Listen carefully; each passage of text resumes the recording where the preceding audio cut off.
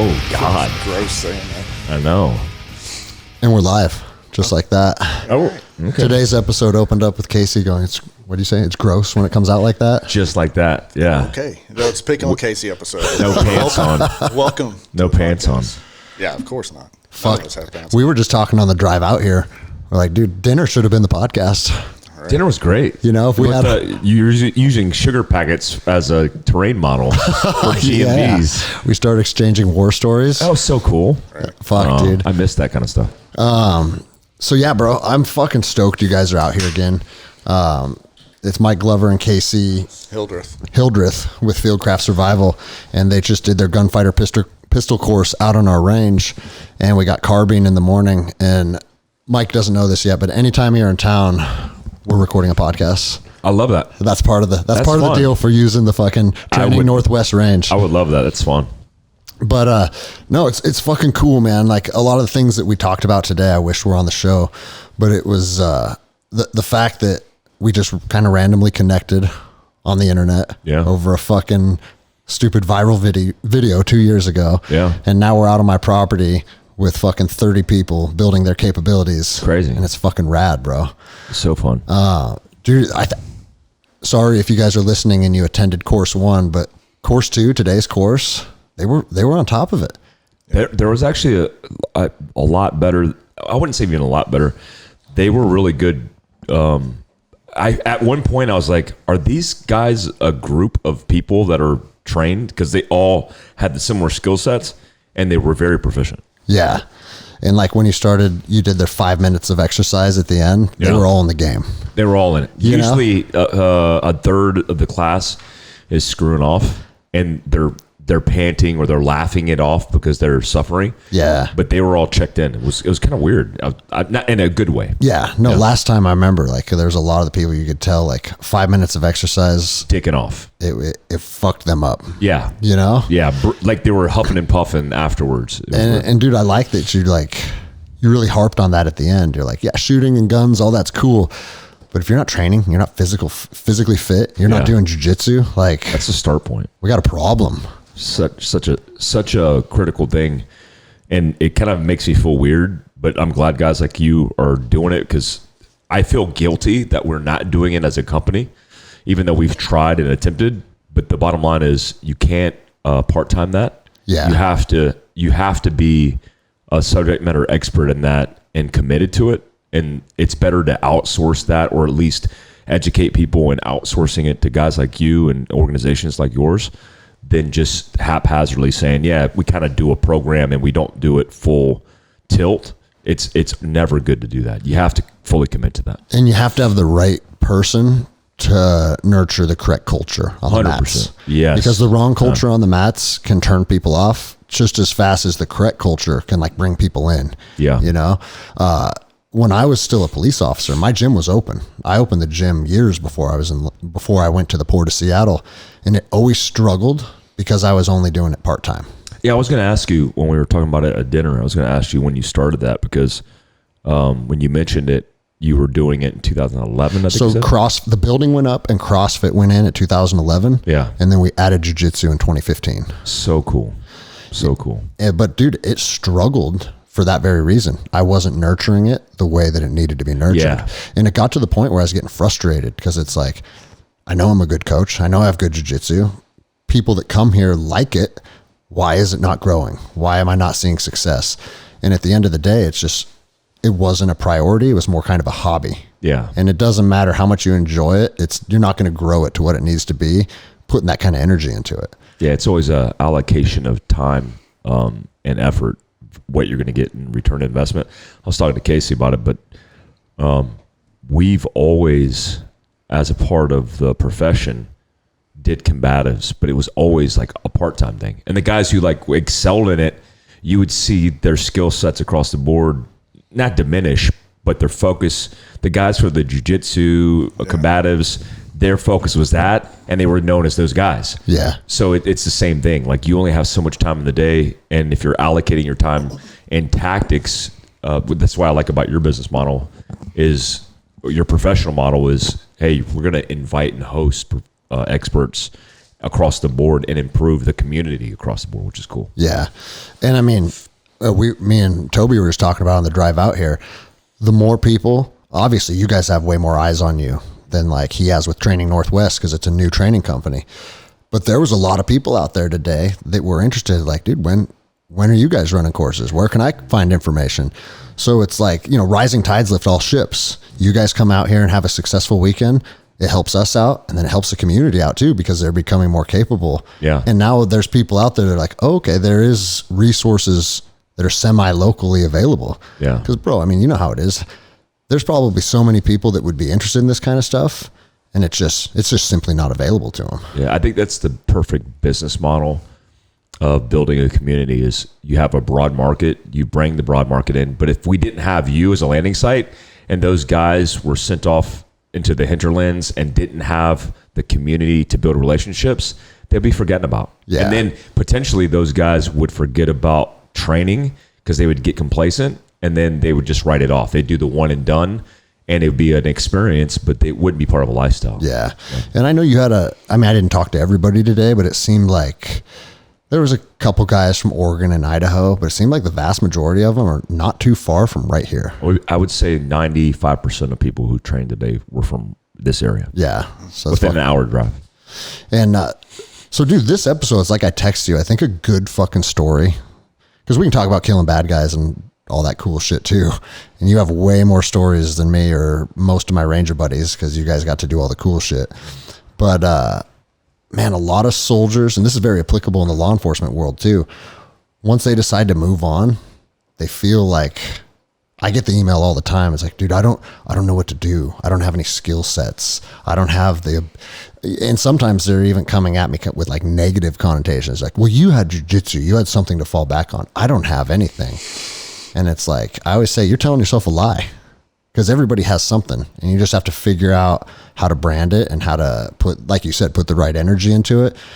What was Fieldcraft, and like, what got you to the point where you're like, I want to be away from government service. I want to do my own thing. Like, what did that fucking journey look like? Yeah. Well, let me preface this by saying, I don't want to set an unrealistic expectation with business. There's a lot of people who have the skill sets to be in business, but most people are not designed like me, you, and Casey. Casey runs a business with his wife in real estate. You run a business with jiu-jitsu and the studio, the CrossFit studio. And the bottom line is, a lot of people want to do that, but they spend a lot of time talking about it. And so if the first step is, I decided, and it was a hard decision to make because I was in Pakistan at the time making a lot of money. I think I was making $850 a day. And for a contractor, that didn't really do a lot. Like a GRS contractor doesn't do a lot of work. I mean, we were experts at like seeing how much work we can't do. Like we were minimizing work. Like we were like, if we could just do it and move it around, we could basically do an hour a day. And I would spend more time in the gym than I would spending doing the actual job. Drinking your $10,000 coffee. Yes, it was great. It was we called it the Thousand Air Club because it was the first time I've ever come into money. I mean, I made in 60 days my first rotation more than I made in a year in the Army. That's even as a sergeant major. Mm-hmm. And so when I decided I wanted to do it, it wasn't about money. We know this because we've been around the contracting world and also the business world. There are people who are driven by money. And I would say the most of the people that I've seen who are driven by money, they don't succeed. We know Andy Frisella. Andy's a good example of this. Andy, on the surface, everybody thinks, oh, this guy's made. He is wealthy. He's got all these cars and cool stuff, this cool lifestyle. And he certainly does. But they don't remember when in 2001, he started a nutrition shop that him and his brother started that had nothing. And they were just selling a couple protein powders and starting one nutritional supplement at a time. And that grind that he went through the entire time. So I grew up in small business and knew the hustle. And my mom, even to this point, who owns a spa, only makes the money that she makes to turn over in her own security And that's what her entrepreneur life is. My life is the same. I'm not trying to make hundreds of millions of dollars. That would be nice, but that wouldn't make me happy. So your incentive is a driving factor. And when I started to do this business thing, it wasn't about money. It was about how can I create a secure life and own what I own, and it's mine, and not have to work for anybody else. Because I was tired of working for the man. I was tired of working for the government. I was actually exhausted from working for the government. So I started the concept of Fieldcraft Survival then and there. Dude, that's awesome, man. And like, I don't care who you are, if it's military or if it's fucking law enforcement. After you're in it for 1 or 2 decades, dudes are burned out. Yeah. Like, did you know anyone that wasn't burned out? Everybody was burned out. And like, or how many times you hear this is my last deployment? Yeah. Every deployment's everybody's last deployment. Yeah. You know? Something I was thinking about the other day is entrepreneurship is very similar to unknown time, unknown distant road march. You know what I'm saying? It's a good analogy. Because That is a good analogy. It's like, hey, pick up your ruck and go this way. And you don't know when you're going to find success. You don't know what lies ahead. You don't know how long it's going to take. And it's like the mind fuck of an unknown time, unknown distant road march was always one of the worst things in the Army, right? Highest attrition rate. Yeah. That's what entrepreneurship is. And I think it takes a certain kind of brain to embrace that style of just like adversity. And so that's why I think a lot of people, like you said, they want to talk about it, but when it comes time to actually do it, that's actually fucking scary. It's the hardest thing I've ever done, because everything you do and every action and every inaction and decision you make is going to determine your future and your security, including that of your family if you have a family. And so it's high risk, little reward, especially up front, like out the gate. The problem we have in our society now is everybody wants the opposite. They want high reward, minimal risk out the gate and now. And so when you say like, it took us decades to figure out that like we didn't want this anymore. We were willing, and we did commit decades to that. And the problem now is to be successful, people think it's insta success because they see it on Instagram, but that's not how it works. I've been doing business 7 years now, and the rate in which I'm running now, every day, every hour of the day is the same rate I ran on day one. And nothing's gotten easier. It's just gotten more efficient.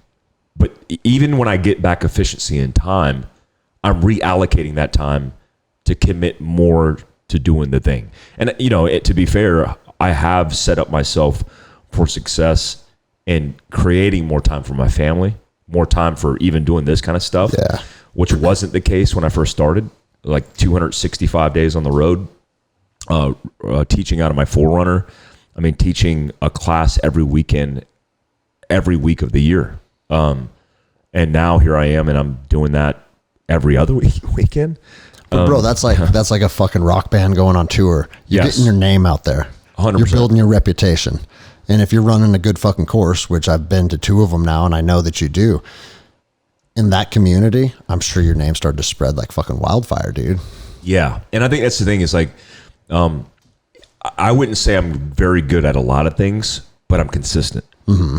And if like people say, well, why don't you do this and why don't you do that? I know, like people always, this is like the number one thing. Like I'll get like a Matt Graham, and he'll get on the range. And Matt Graham's a former agency guy, owns Eris Watches, and was one of my mentors and as a tactical instructor. Real good guy. A guy like Matt Graham will come on a range and say, hey, well, there's fixes to the students. Like there's certain things that you want to improve and do. And I would say that's not the time and place, because there's a time allocated to doing the thing. You have to reduce liability. You're dealing with 24 strangers that don't know each other. You have to do it in a very efficient way where they walk away feeling accomplished, but you have to be mindful of their time and their investment. All of those business attributes, if you take a military mind and experience and apply it to that, they wouldn't know what that meant. It doesn't work. It doesn't work. Because you would have guys, which I know plenty of examples of this, which it's irrelevant to the companies or the people. They would treat those customers like Ranger privates. And the difference is these people are paying for your service. You have to propose the value, and you can't treat them like shit. Yeah. But we don't understand that because we don't understand the business side of it, because we think, hey, these are like Indige. Like, no, they're American citizens that paid for your course as consumers. That's very different. That didn't take me long to figure out because I'm used to running businesses, but I get all the criticism. Like, why don't you do this? Why don't you do that? Well, I've been doing the same thing for 7 years, and at the price point that we're at the courses that we're selling, it's not just about that, but it means consistently we're doing the right thing. We don't have people shooting themselves on the range. We're safe. They feel accomplished. They walk away from it. They leave happy. And then they leave happy. Yeah. And that's important, but a lot of people don't get that side of business. Well, and I noticed the way you run the course, you come out of the gates kind of hot. And you don't focus on like, all right, check it out. This is how you change your magazine, and like a lot of the little things you don't give a lot of effort to, just because, like you said, we got this much time. Yeah. And I want to focus on the important stuff. And the interesting thing is, because I saw some students with their magazines in backwards and shit, like, okay, let's see how this works. They figure it out. They do. You know? We learn. See, we the nuance in things, like the details of those things, take years to gain that experience. And to learn the right habit is important. But when you deal with 24 people from 24 different walks of life, where they're not an SOP-driven, doctrinal-driven group of people, you have to remember they come from profound different experiences. A person might show up, has zero experience, and then you might have a guy who thinks he's a gunfighter, right? And when you do that on a flat range, there's a feeling they both have to walk away from, even though they're from both sides of the spectrum. Yeah. And that's important. So the nuance I never focus on. Like, we have a 5-hour block of instruction. Most people, if you said, hey, 5 hours, it's like, I'm not getting my value because it's not 10 hours. And I would tell you, as an 18 Bravo, as guys who literally professionally ran ranges, professionally teaching tactics to Indige and our team running ranges, doing ammo supply, forecast, all these little things that aren't cool. If you put a team out on a range for 8 hours, 3 hours in, they're going to be smoking and joking, and nothing will be accomplished. And there's a time and place for that. So we trained a standard. And when people first heard, like, wait, Mike's charging a $600 a slot and it's 5 hours, that seems like a ripoff. And they show up and it's intense. There's no breaks, no lulls. You bring your own damn lunch. You bring your own damn snacks. We're training to standard, not time. They get done. They're like, holy crap, like, that was a lot. Like, yeah. And there's courses that are running now where people train from 9 to 5 or 8 to 5. And I look at that and go, it didn't work in the military, so why would it work now? And so there's a time and place. And I think what we do intently is just very different than most of the people in the industry. When you first started, was it your goal to just focus on firearms, or did you already have the vision of doing all the crazy shit you guys are doing now? This would be a probably controversial statement. I personally enjoy teaching people, but the whole firearm shit, like, I'm over it. Like, I just, dude, we talked about it. We talked about it at dinner tonight. Dude, all of us are kind of like burned out. Because I came up behind Mike and I said, "Hey, you're sitting with your back against the wall. Yeah, you might get killed, right?" Yeah. And it's like, dude, the people that all being hyper focused about all that. What ifs? It's just going to fill your fucking veins with cortisol. It is. If someone wants to run in there and shoot us all in the back, like, okay, I guess it's my fucking time, right? I'm just burnt. A lot of it burns me out. Like, people are like, what kind of gun is this? What kind of gun is that? I have more cowboy guns than I do tactical guns than AR-15s. Yeah. And it's because when you live by the gun and that's your profession, it's very different. So I'm more interested in a 1906 Colt single action army than I am a damn AR-15. And yeah.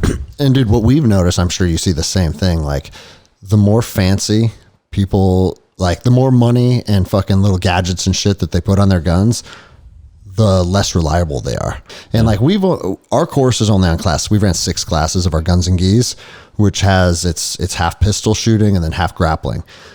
But we see it consistently. The nicest guns malfunction the most. They do. And that's because they're for competition, right? Yeah. They want to make those guns run so fast that there's no tolerance. Make the tolerance as minute as possible, but that's not what you want in a gunfighting gun. It's not. Like, get a fucking Glock out of the box. Yeah. And it's going to run. I've never seen a stock Glock or stock SIG out of the box fail. So it's like, it actually supports us not being gun nerds. Yeah. Well, the thing too, the less energy, and like Toby was talking about that, because we told you he did that video about Geisley versus Daniel Defense, right? And all the gun nerds are going crazy about all this stuff. And it's like, we were just issued Colts when we went to war, and they worked. I use a Viking Tactics multicam belt on the range, and people are like, well, why don't you have this and that? And I'm like, it's the same belt I had when I was a team. I actually had it when I was at E7. And I had it for 14. I've had it for 14 years, and it works for me. And I haven't changed anything on it. I still have rips and tears, and it works. And I don't want, there are things that innovate leaps and bounds that are things that you could adapt it to your kit. But for the most part, it's like what I have works. And the thing with Fieldcraft too is when I started Fieldcraft, I didn't want to do tactical stuff. I wanted to be a survival preparedness company. Okay. So I wanted the focus to be on survival. I wanted to be focused on, I went to a course called High Risk Operations, and it was all about peacetime detention and survival. Went to all those courses. That's what I wanted the focus to be. So the idea of doing self-defense courses, it's a part of the protocol. It's popular, but ultimately it's the gateway for people that I want to go to Kevin Estella's course, who's my survival guy, in February, and I want them to do that. Like me and Casey could front run the tactical training courses, but that's just the beginning of the funnel, because I want to have the conversation and say, hey, have you taken first aid? No. And so if we did first aid and nobody showed up, then we couldn't funnel them and move them across the curriculum. But if I can get them into a tactical course, which you certainly can, then I can have the conversation, hey, have you thought about doing a first aid course or a survival course or a mobility course? Ultimately, those are also more important because statistically they're more likely. Yeah. So like, I know there was a time not too long ago when people thought you teaching preparedness and survivability was like, that guy's kind of crazy. Yeah. But then we've had the last 30 months of our reality, and look what's fucking happened. Like, I'm sure Fieldcraft is probably just blown up as a result. I had a guy when I was in Prescott, Arizona, we kind of outgrowing the space that we were in, who owned a company called, I'll call him out on a podcast because I don't give a fuck. His name's Daryl from SD Tactical. Real work of a dude. Like, I don't know how to describe him besides he's very complicated. And there's a lot of criticism that I have of him personally after the fact, after I figured out who he was. He came out and started attacking me on Facebook as a company when it was just me and Kurt, me and a teammate. And he said, who would ever go to a class on bugging out from a bad situation? You guys are peddling and fear-mongering, which is crazy. What was his advice? Well, the following month, which is interesting because he pushes his gun stuff. The following month, there were conversations about bugging out of civil unrest and navigating self-defense scenarios from your vehicle. And look, we didn't fear-monger because I didn't pull stats and make shit up. It was like, these are circumstances that I've been in, downrange, in semi-permissive environments that were supposed to be like good places on a normal basis, but then had the propensity for violence and unrest. And that's what we face as a nation. And so my thing was like, if you're aware of these things, that's a worst case scenario. You could be prepared for everything in between. But then everybody started seeing it unfold on TV. And then people were like, oh, we need to pay attention. The growth from that year to where we were lunatics, crazies, extremists, to the following year was 4,000% of growth. Fuck yeah, dude. Yeah, 4,000%. So you went from crazy extremists to like respectable entrepreneur, then back to crazy extremists. 100%. You did a full fucking circle. 100%. Yeah, but I can't stand it. Like, and it's not just because I know you personally and we're homies, but when I see people critique you online, it's like, and I don't respond. I'm a fly on the wall, right? Yeah. But there was some motherfucker who and you probably know who I'm talking about. I know you're talking he's about, a unit guy. He's from the unit. Like, yeah.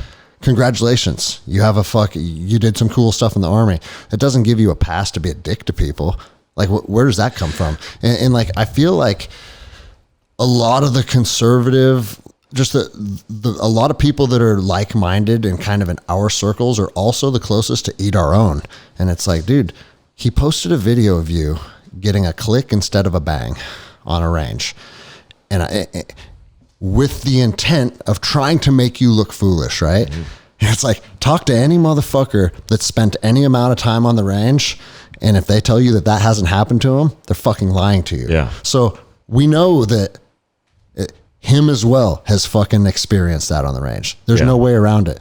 But because he found a video of it, he used that as an opportunity to try and put you on blast. And it's just like, what the fuck are you guys doing? You know?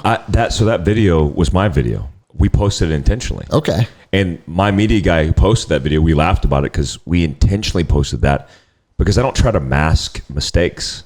And it wasn't a mistake because I literally went to pull the trigger and it was going to go bang, but the gun didn't slide lock because that's the inherent problem I have with Glocks, because my support hand masks the slide catch or slide release and impedes the ability for the slide to lock to the rear because I'm impeding the slide catch. If you got big hands, that shit happens. Yeah, so my hands on the support side, it doesn't lock it to the rear, so I don't get a slide catch in the last round. And so the process is I pull the trigger because it trigger resets, and then there's no round in the gun. And that happens. We could have edited that out. Like every single influence. Like we didn't unintentionally miss that. Like I have a media team and we talked about it. And so we post that and he pulls it and does this thing. And here's the thing with these clowns. Well, and you went right to immediate action and took care of it too. Yes. It's like, 100%. Okay, there was a problem and I fixed it. And now you're going to talk shit about me? Well, the whole thing is these guys, and it's him and a whole bunch of other guys, their whole MO is building a toxic following because it's part of their marketing strategy. And they went after everybody in the industry. And they could do that. I don't even consider myself a part of the tactical space. I had Kyle Lamb call me. We're friends. And he said, hey, I had this thing where this guy talked about ammunition. And he said that you said that I only advocate for people to shoot full metal jacket. In my lifetime, I have never advocated for anything being conclusive. Because, like, it's funny that people have gone after this particular thing because I said, if you need full metal jacket, there's a time and place. Like shooting through a windshield. You more than likely want full metal jacket. We were issued full metal jacket in the military, mostly 62 grain tip. But we were also issued a lot of different rounds that we weren't able to change based off the circumstance. So when we were zipping 62 grain green tip through bad guys and going, what the hell is happening? Oh, this thing over penetrates dudes. Its muzzle velocity is too fast. That's a problem. Steel core penetrator, not being able to break apart and tumble through a bad guy. So a lot of institutions issue ammo. As a civilian, you have the luxury of choosing the ammo based on your environment. The bottom line is the conversation needs context. All these guys do is take things out of context, they use it as clickbait, and they try to attract a market. I am a smarter human being than you are. Not you, but these guys, right? Probably me too. Because I'm a smarter entrepreneur. I know how to drive a market. I know how to do it the ethical way. And what these guys' tactic is to create a divisive market because it's like, here's a team. You don't need to be on his team. You need to be on my team. What's sad is that same person, because I don't want to advertise their name because they already know who they are and everybody else knows who they are. And I don't want to give them any more PR. They'll pull a clip from this. And they'll only pull a small segment of it. They won't pull the context. What's sad is I talked to this person and I know him. And I said to him, he's not even an Army guy, which doesn't mean a lot in the unit, but it means like his background isn't our background.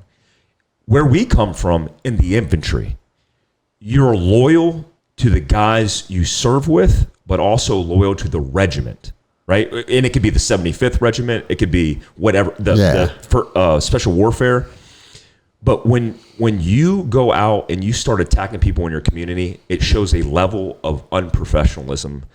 And I talked to guys like DJ who sent me information from GBRS, and he said, in a nutshell, you got professionals, you got amateurs. Those guys will be amateurs and they'll succeed and scale in their echo chamber, and that's okay. And they'll be happy and satisfied with their cult following. That's fine. I'm not interested in that, because I'm not trying to attract people who get off on this toxic behavior without context. There's a whole subculture of people now who just want a couple words. It activates their emotions, and they're emotionally charged men, which I think is weak. And so you could be an emotionally charged man who's weak, or you could listen to the broader conversation, be an intelligent professional, and understand context. I'm not interested in any of these dudes. And more important to me is changing my baby girl's diaper than paying attention to these losers. Yeah. So, yeah, no time. And like Internet 101, you can't give the trolls any of your fucking energy. I don't have time. Like, I don't have time in the day. I got a multi-million dollar business to run, a family to raise, and babies' diapers to change that are more important than these losers. and the ironic thing about it too is, like, I know I'm the woo-woo guy that I have a crystal necklace, so Andy makes fun of me. Andy Stump. Yeah. Dude, Yeah. what kind of crystal you wearing today? But there is a thing to the energy that you put out into the universe and the way that you treat people. And it's like, you're never going to succeed with the mindset of scarcity, of trying to make sure that, like, everybody else that could potentially be, somebody that's in your industry that could be a competitor. If you take opportunities to tear those people down, you're literally fucking just setting yourself up for bad karma. And like Andy Frisella talks about all the time, he's like, other supplement companies, anytime they come to me and ask for help, I tell them what worked for me. Yeah. Because, like, if you're afraid of other people succeeding, you're fucking living in a place of fear, and it's just the wrong energy to put into success, dude. 100%. When all this stuff, some of this stuff was happening, I was training with partners that were affecting people's lives in a very impactful way. I was doing charity runs for Warriors Heart Foundation. Like, my life outside of business is trying to give back as much as possible. And I thought to myself, as all this stuff was going on, where these people are competing against this idea of scarcity, where they feel like there's not enough people in the market, so they have to drive their traffic to them. I thought, man, how disappointing is it where these people and their following comes out and says, yeah, Mike doesn't do shit. He's this, he's that. And I look at our numbers and I'm like, we trained 10,000 people last year, 10,000 citizens.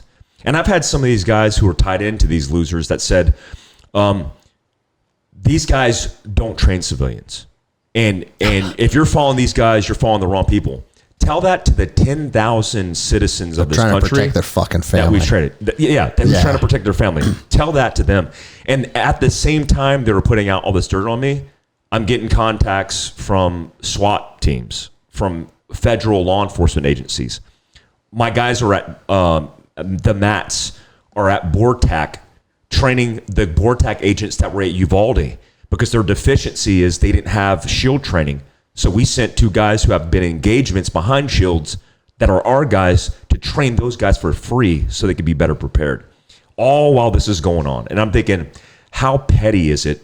These dudes are virtue signaling from their living room, dry firing on their living room wall, while we're out here doing good in the world. And that's what it will remain. Yeah. Because they'll continue to run their fucking mouths, and we'll be continuing to do good hard work. And at the end of the day, what they say doesn't fucking matter if I can't pay attention to it because I don't have the time, because my daughter's shitty diaper is more important than looking at their shit online. Last critique I'll laugh about, and then we'll fucking put this in the rearview mirror. But I see people say, he's coming out of special operations and he's teaching our tactics to civilians.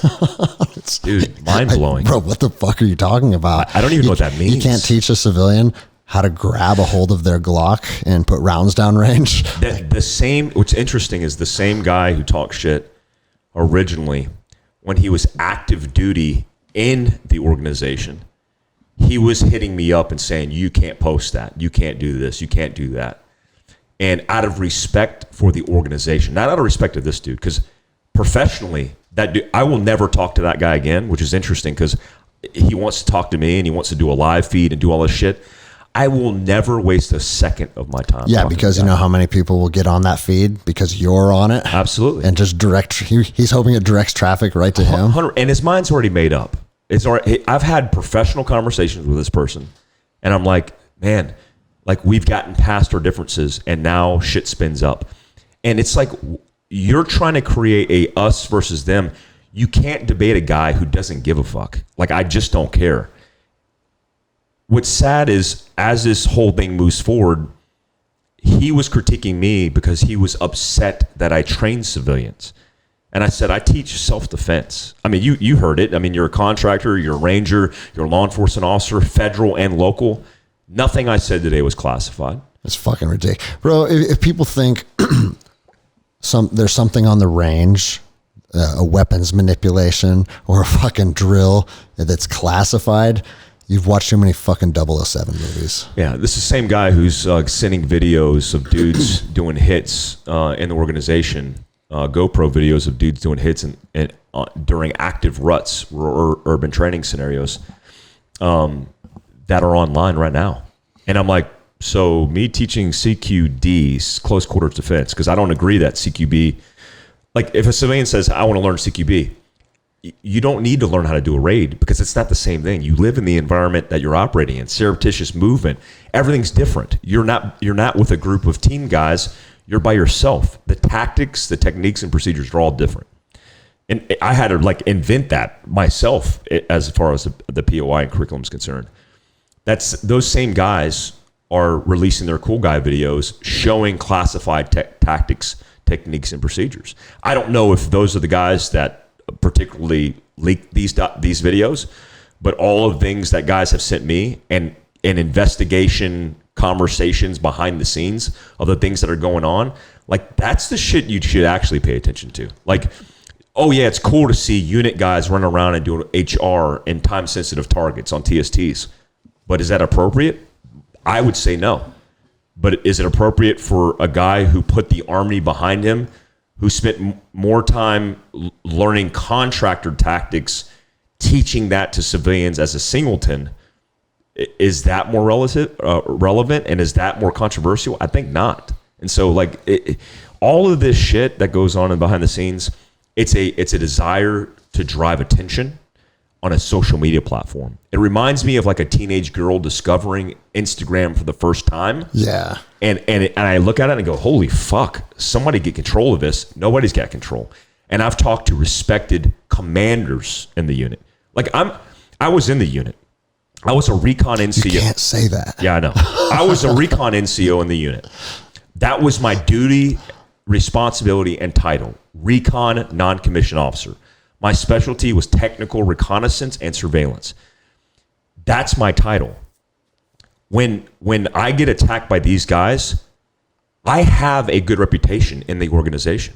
I was never PNG'd from the organization, and the couple guys that have looked into me are like, okay, he wasn't PNG'd. He has a good reputation.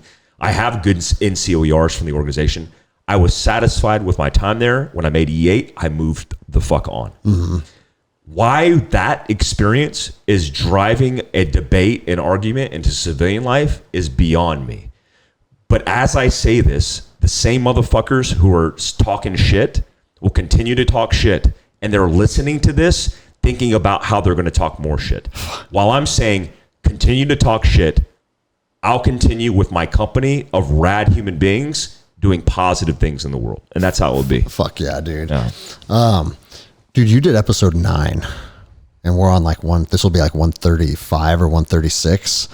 And I think a good fucking story that everybody has questions on is exactly when American Contingency was on the fucking FBI's watch list and how that bullshit all unfolded. I know we touched on it at dinner a little bit, but that's something that needs to be fucking shared, because the reality of it is, if you show to be someone that shows other people how to be strong and resilient and defiant and independent, like they try and fucking shut that shit down at any cost. And I mean, put our fucking tinfoil hats on, but it's pretty apparent that they do want us fat, weak, and stupid. And it's no longer a conspiracy, bro. Like, our government is not on our side. And I'm not speaking for you. That's my opinion. There's different levels to it, right? And at the lowest level, I mean, our fucking first responders and our police officers and shit, I think there's tons of good people out there. But I think at the very top, there's a lot of nefarious players doing bullshit. And when I saw that leaked, the Veritas leaked documents with your fucking organization on it. That was like a wake up call for me, because it's like, dude, I know this guy personally. This is fucking absurd. And it's not only absurd just because it's not rooted in any type of fucking reality, but you gave 20 years of your life to this nation, literally risking it day in and day out, to then be painted as a fucking monster. And it's like, you're the type of person that can just probably let it roll off your shoulders. But it's a fucked up thing to do to people. It was sad, man. I was actually really disappointed and like sad, because it wasn't just a political attack turned really toxic into a situation where they were going after my business. But I feel as an entrepreneur responsible for many people's livelihood based on the revenue and the purpose that we give people as being employed for Fieldcraft. I felt personally responsible for it. And my intent was, I knew I had a following, a small following, comparatively. You don't have people say, you're famous. Yeah. Like we definitely aren't famous. We have a very small following. Dude, if you got a blue check, you're famous now. Yeah, I don't even have a blue check. That's what the kids told me. They're like, dude, there's kids at school. You got a blue check? I got a blue check. Oh, shit. There's kids at school that said, Dad has a blue check. How'd you get a blue check? So right when my story went viral, a bunch of people made profiles saying they were me, which I don't know why people do that. It's fucking bizarre. And they like steal all your pictures and then start new profiles saying they're you. And one guy actually catfished a lady as me. I have a lot of that. Okay. Dating app stuff. Yeah. And so fucking like, I guess some guy pretending to be me started a relationship with some lady and got some money. He had her wire the life savings, and then fucking he was gonna, okay, after you wire the money, I'll tell you where to meet me and we'll buy you a ticket and then we'll fly you out and we'll fucking, you leave your husband and we'll live life happily ever after, right? And she was all about it. She was all about it. Yeah. So you'll be shocked to hear the plan didn't go as she thought it would, right? Her husband figures out everything that happened because all his money's gone, and starts stalking this guy and sees in the background CrossFit Lake Stevens in one of the pictures. You see that fucking big painting in the gym when you walked in? Yeah. He saw that painting. And luckily they were on the East Coast. If this dude was local, he probably would have killed me. And he called CrossFit Lake Stevens and was like, hey, I need to talk to, and they weren't using my name, just all my pictures. And the owner goes, there is no guy here that is a coach or that works out here that is under contract with that name. So I don't know what you're talking about. And he goes, let me text you a picture of him. And it was a picture of me working out. And that's how we put together that it was a fake account. He just pulled all my pictures. Yeah. So to go back to the blue check, if you want to like secure your account and make it official, I guess that's, you send that to Instagram that like other people are starting to start accounts under my name or with my pictures, and somehow that alleviates it. I don't know exactly how, because it's verified. Yeah, it's verified. So as soon as I sent that in, that some people have been doing this shit, they just verified it. And then I had a bunch of people reach out to me. They're like, I've been trying to get verified for years. How did you do it so fast? I was like, I didn't even know it was a hard thing. It's just, that's what I was told to do because of what was happening. So, dude, let's get you your blue check, then you'll be famous too. Well, no, when you're labeled a domestic terrorist, you can't get a blue check No blue anymore. checks. You get a red check. You got a red check, yeah. You'll be the first to get a red check. Yeah. Yeah. When I got, like, the whole idea was, since we have a following, me and Kevin Owens in Montana, in Kalispell, actually, I might have been doing Andy Stone's podcast. I said, it's wrong. I did a video called Get Off the Bench on YouTube, and it went viral. But the whole idea was, we need to get up off our asses as a country and do something about this. Out of context, because again, all of this goes back to context. Nobody's willing to fucking listen. Everybody wants the snippet of clickbait. Of course. And then they formulate their own opinion. It's like, if we're having a conversation and you're formulating your own opinion, if you just shut the fuck up, I could tell you exactly what my intent is with no assumption, but nobody wants to hear that. I made this video and all the left-wing media ran with this idea that I was starting a militia. which is interesting. To overthrow the government. Interesting. Well, maybe they should look at our Constitution. It's very interesting that everybody was like, because the premise for me was self-reliance, because it ties in to preparedness, but it's also the idea as a constitutional republic that in the confines of law, I should be able to protect, using the Constitution as a construct, my family, living my best life in liberty and freedom. And when we had political officials, including the governor and mayor of Seattle, communicate to law enforcement in Seattle that they weren't allowed to enforce laws, in fact, abandon people's calls for help as law-abiding citizens, I knew our country was screwed. And just give up their precinct. Literally give it up. Like, we're not going to defend this. And then allow Chaz and all this shit. Anti-infantryman 101. Just give up ground. Give up ground. And then this whole Chaz adoption with this rapper, big old loser. He literally starts this Chaz movement, and the mayor and the governor decide we're not going to screw with this guy. And so he locks down a couple city blocks. He starts a checkpoint, starts checking IDs, unloads AR-15s out of his trunk, and hands them out. Yeah, that's right. I'm like, so your freedom movement turns into immediately socialism and communism right out the gate. And so we stood up and we said, hey, we need to do something about this. The idea was mobilize and defend, but it's like mobilize and defend your family, not go against. Look, if there's an idea of a civil war, can you imagine a civil war of capable people going against any entity in the military, government, or a politician? I mean, how long would that take? Why would that even be a concept? We are decentralized in states for a reason. And that's important in the Constitution, the fabric of this country, because we are dividing and decentralizing power from a federal institution to give the states the power to regulate their own. And that's in all aspects. So the idea from that was, if you didn't like the control, laws and regulations, ordinances in towns, you could leave. You're like, fuck this place. California sucks. I'm moving to Texas, right? And that was the premise. So federal institution has less control, and people who are empowered with being more self-reliant have their own control and empowerment to take care of themselves. And I realized people don't know how to take care of themselves. So Fieldcraft teaching preparedness, and then American Contingency allowing people as a community to integrate and help each other. It was basically bringing back community watches and having people take care of their own. And profoundly, we've proven over an insurrection, very sarcastically, insurrection. We've proven that we haven't been on the wrong side of any of this domestic terrorism threat, etc., and we've only been on the right side. And so it's horrible that they line me out, but it's the FBI. I'm not surprised. I work with the FBI. The best thing the FBI has going is HRT.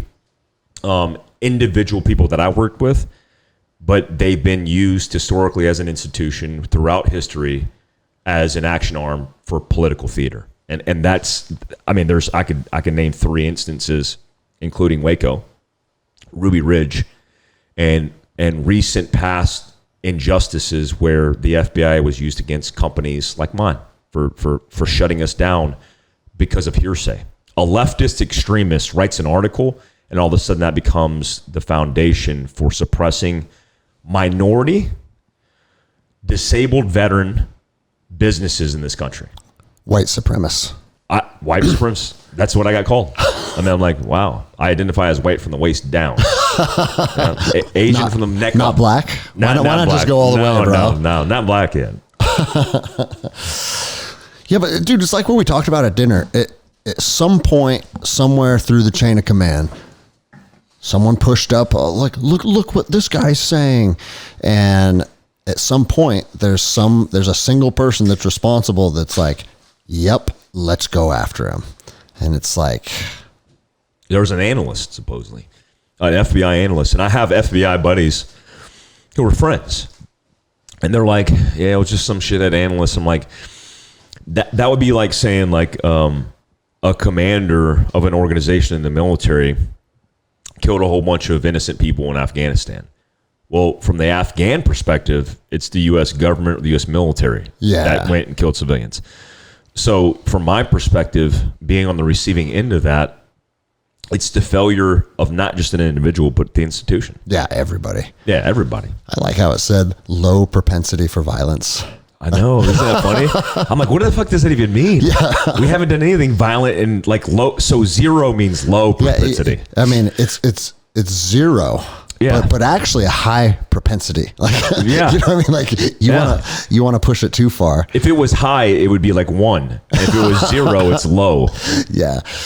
So what, you're just fucking living life and get a text message like, hey, check this article out, or probably. Well, see, but people forgot when Project Veritas leaked it, I had already gone through 2 years of this whole rigmarole. That's right. No, yeah, they'd already seized your accounts and all that. They bullshit. seized the accounts. They shut it down. Like Facebook, recently Facebook had shut it down, or they shut it down. And recently, I tried to get it back.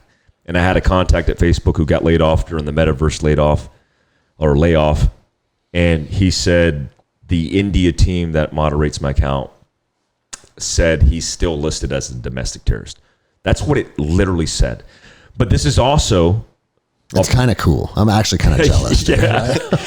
But like striving for that as we sit here. It's like, man, how do I get that? You know, but me and Casey are going to branch off and do our own things just to try and get that title. Get that ladle. You need that ladle. I want to wear a hat that says domestic prepper. I mean, that's like, I want domestic something, but just not terrorist. A domestic patriot would be good.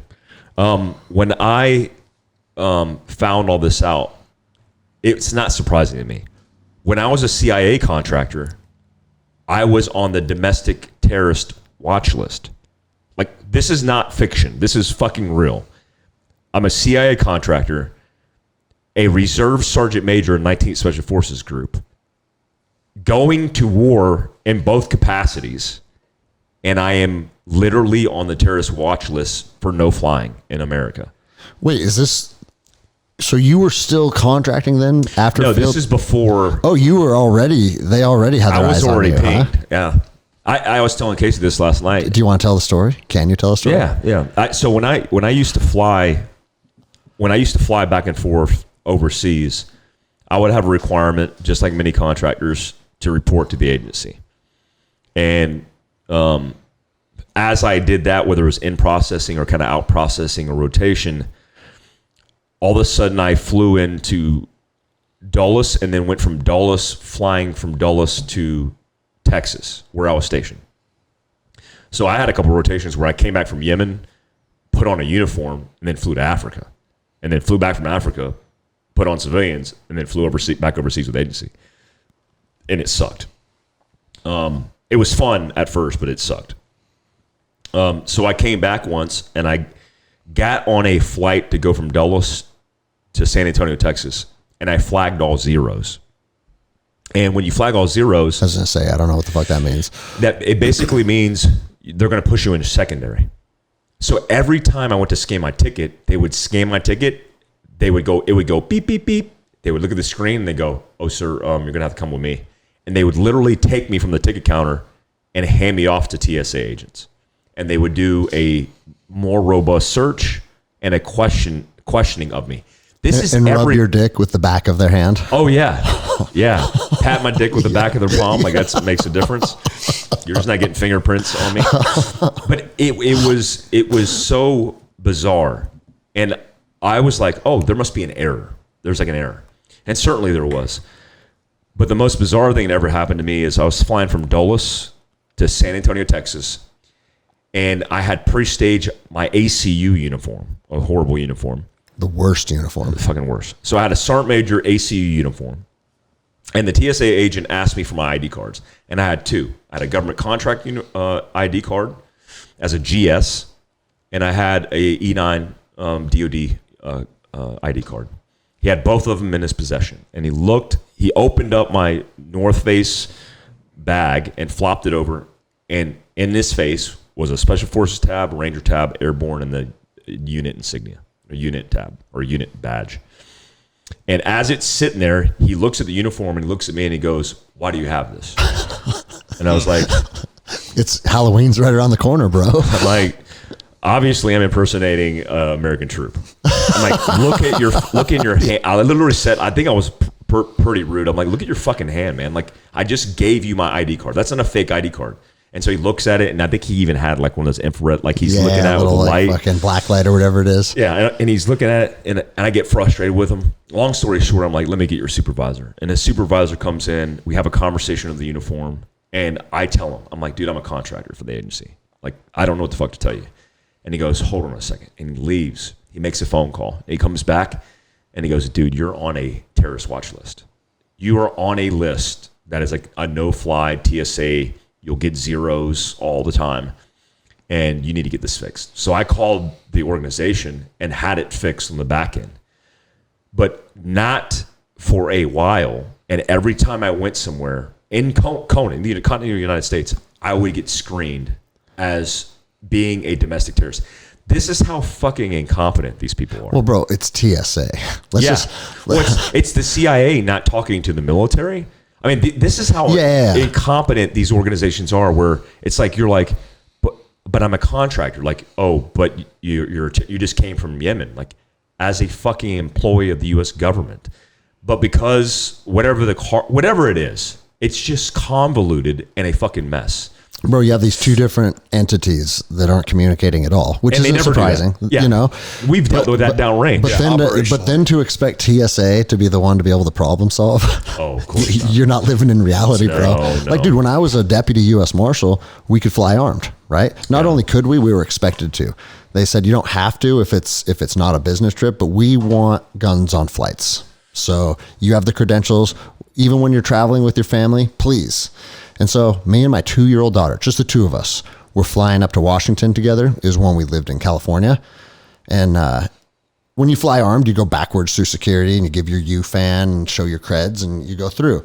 And the guy's like, well, but what about her? I said, well, she's 2. What about her? She has to go through security. I said, okay, do you have kids? Because I'm not sending a 2-year-old through security alone to stand in that hour-long line. Like, how do you want to do this? And you could just tell it was like panic mode. Like, this is a situation it's not in the book, and I don't know what to do. And you could just see him starting to I need to get my supervisor down here. And so supervisor comes down here, and I said, bro, what's the problem? I have the creds to carry anything I want on the fucking plane. And she's with me, and she's 2. And he goes, oh yeah, I know, I get it. It's kind of silly, but she's going to have to go through security. But what we'll do is we'll expedite it, and I'll walk you guys right to the front. He goes, obviously you don't go through anything. You can just stand off to the side and watch her. So he pulls the little fucking thing up so we can cut to the front of the line, and they have to put her bag through the x-ray machine, the backpack she had on. And it's like, I got an AR-15 in my bag, and I packed her bag.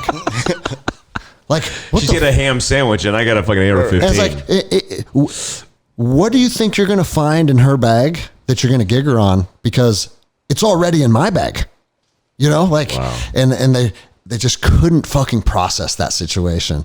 And I'm sure you guys have had 100 run-ins. Literally, last time I was flying, I told the story on the podcast before. I don't fucking care. Like, what I care about watching other people get hemmed up is when I'm behind them in line and it's impeding everybody's day. Yeah, right? Yeah. And this dude, something fucking flagged on the machine, and he pulls out a little tin, right? And he's like, what is this? And she goes, I just traveled through India, and my best friend likes fine teas or fancy teas or whatever. That's what it is. It's a tin of tea. He opens it up, and you know how it's like vacuum packed, like sucks out of the fucking container. And he goes, I have to open this to confirm it's tea. And her boyfriend goes, it's vacuum sealed and it's a gift. And he goes, this is what he said, verbatim. He goes, how old are you? And the kid said whatever. He goes, yeah, probably not old enough to remember 9/11. Well, let me tell you something. It's my job to stop the next one. Wow. Oh my God. And I was like, oh my, Crazy Anderson's coming out. I'm on the verge of being confrontational. But then the other side of that coin is, I got a course. I was flying down to Guns and Geese. I got a course that starts tomorrow. I can't get and it's not even involving me, right? Yeah, I'm just a fly on the wall watching it. And he opened this girl's tee up and fucking dumped out enough to fucking put on one of those little strips so he could put it into his machine. Oh my God. And I'm just like, God, dude, we're in fucking idiocracy. I mean, I've been saying we're in idiocracy for fucking years with just our society, but it's our government too, man. Oh, it is, man. It's fucking insanity, dude. They were pre-poing TSA agents with me on the flights, and I walked into an aisle, and I saw a guy come up behind me. It's called basic situation awareness, and the dude walked up behind me. He's in a plaid shirt. He's an oversized shirt. He looked like he was in the State Department, and he was concealing because I saw him printing, and he skipped a couple people and got pre-poed right behind me.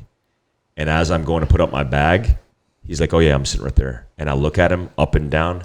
I'm like, I literally looked at him like, "Are you fucking kidding me? Are you kidding me right now?" And he's like, "What? What do you mean?" And I was like, dude, okay, fine. Sit right there next to me. Yeah. And so he skips, sits right next to me, sits down. I see him making eye contact with the flight attendant. I look at him, and I got like a Recoil magazine because I'm like coming back from deployment looking at shit I'm going to buy as a contractor. And I'm sitting there, and he's like looking me up and down, and I'm like looking at him like, really, dude? Like, I feel bad for you. You probably got tasked for this, but it's like, I am not a threat to you.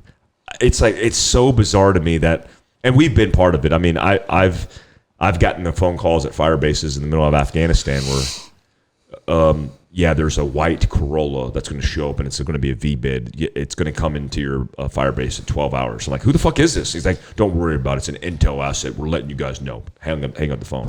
And I'm like, all right, guys, there's 5 billion white Corollas in Afghanistan. We got to be on the lookout for the white Corolla. Got some bad news, guys. Dude, do you ever wonder where like just the terrible intel comes from when you're fucking on the ground overseas? It's like me and Folk, we were in Barry Cout. You were in Barry Cout for a while, right? I was, yeah.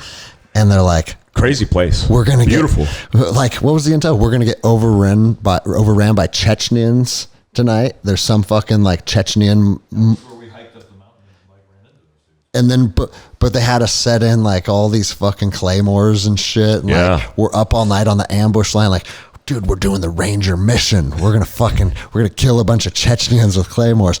Nothing, dude. Oh, of course. Every fucking dude. We went 6 months in that AO, and Folk saw one bad guy, and that's it. No one fired a shot, and we did a bunch of fucking like. The villages would pit us against each other. Yeah. And they'd be like, fucking some HVT is in here. And you'd go fucking, the PL would have us go hit it. We didn't fire a shot out of a rifle, but we did call for fire on nothing. Oh, yeah, that's true too. I almost got killed in BK. I had a fire mission. I called a fire mission for bad guys in our AO, and the Marines were set up in Naray. They were set up in our fire base, and then we were in BK.